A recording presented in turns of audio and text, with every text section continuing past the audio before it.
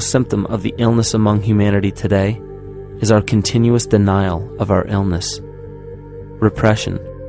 We consistently repress those qualities we choose not to accept about ourselves. This is why it is so difficult to see the false ego and its multiple manifestations for what they truly are.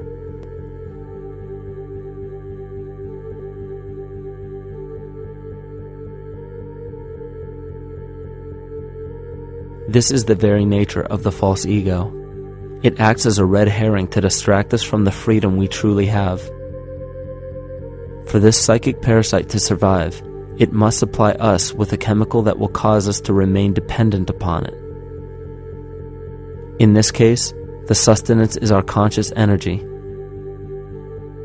And in order for us to feed it to the parasite, the chemical of fear causes humanity to crave protection and defense.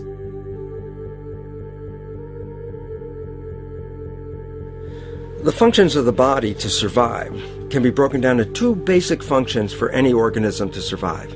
You have to be able to grow, maintain yourself, take care of your biology, but you also must be able to protect yourself, so that if you're just growing and you can't protect yourself, you'll become food for something else. So the survival involves a balance between growth and protection.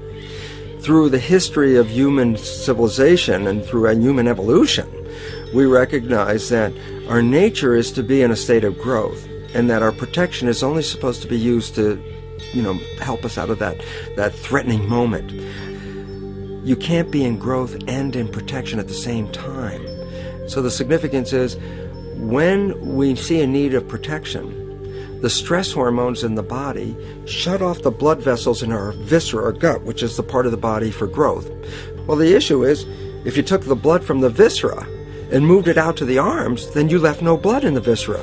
That means no growth. But you're ready to fight. And when your fighting is finished, then the blood returns back to the viscera and you grow again. But in the world that we live in today, it's 24/7 fear.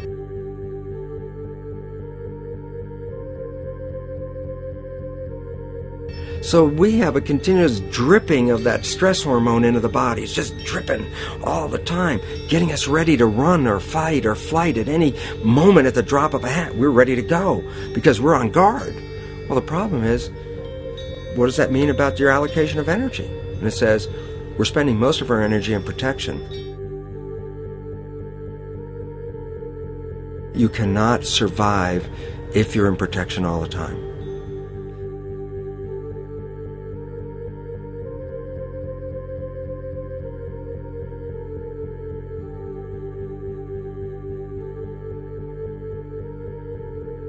And if the parasite can control the nature of the fear, it can then create a fear among us that only it can defend us against.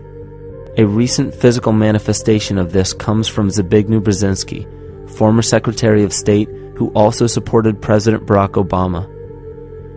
In his book, The Grand Chessboard, he states, as America becomes an increasingly multicultural society, it may find it more difficult to fashion a consensus of foreign policy issues, except in the circumstance of a truly massive and widely perceived direct external threat.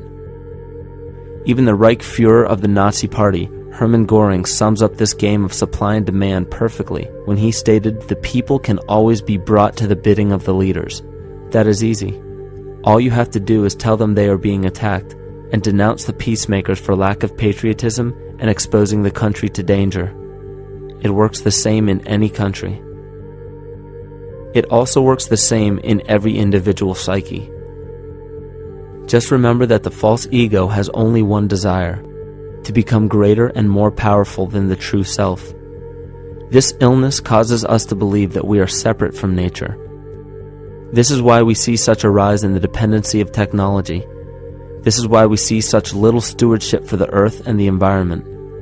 And this is why we see bigotry, racism, sexism, and every other form of discrimination possible that leads to crime, violence, wars, and eventually, the global destruction of the organism. This endless state of fear, confusion, and segregation our world seems to live in is a symptom of the false ego creating a false threat.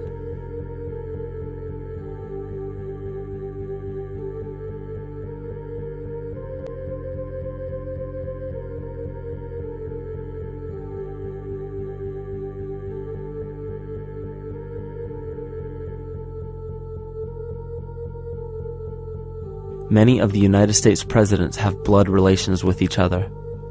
The Bush lineage has blood ties to a great number of former presidents.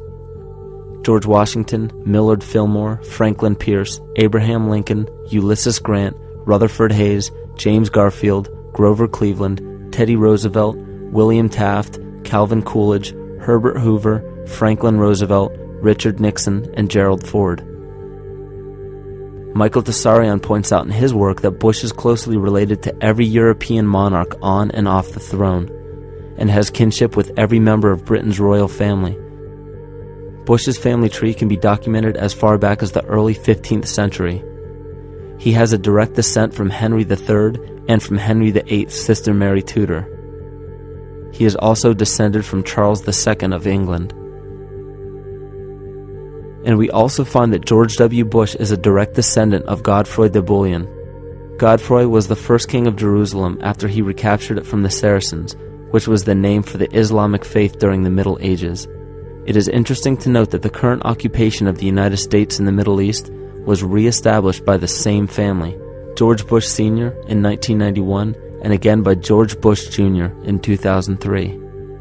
George Bush Jr. is then found to be a cousin to both opposing candidates of his 2 terms in office, Al Gore and John Kerry. Democratic President Barack Obama also has blood ties with George W. Bush, as well as Gerald Ford, Lyndon Johnson, Harry Truman, James Madison, and the British Prime Minister Sir Winston Churchill. On the opposing side of the 2008 presidential ballot, John McCain is descended from Robert the Bruce, King William I of Scotland, and also Godfrey de Bouillon. Probably one of the most interesting facets of the bloodline relations is the fact that the whole British royal family has descent from the Muslim prophet Muhammad through the Arab kings of Seville. This bloodline was passed through the kings of Portugal, Castile, and eventually down to King Edward IV. And this is a very, very different story from what you hear the media pumping out every day, being this idea of lineal superiority. It's completely debunked according to the foremost authority of aristocratic lineage, Burke's peerage. And this just goes to show that there's the true story, and then there's the manufactured illusion, the front that's given to the public.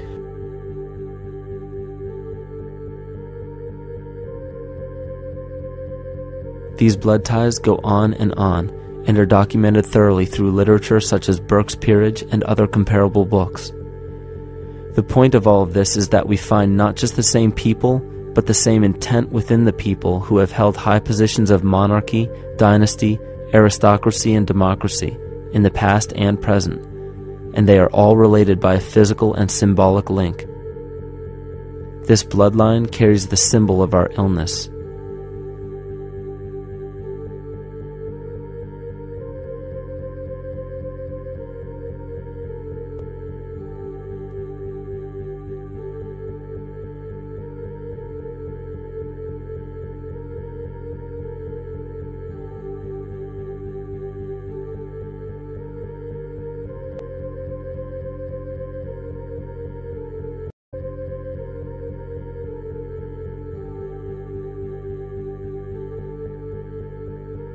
The symptoms of our psycho-spiritual illness are the wars, terrorist attacks, artificial or man-made disasters, and leader figures.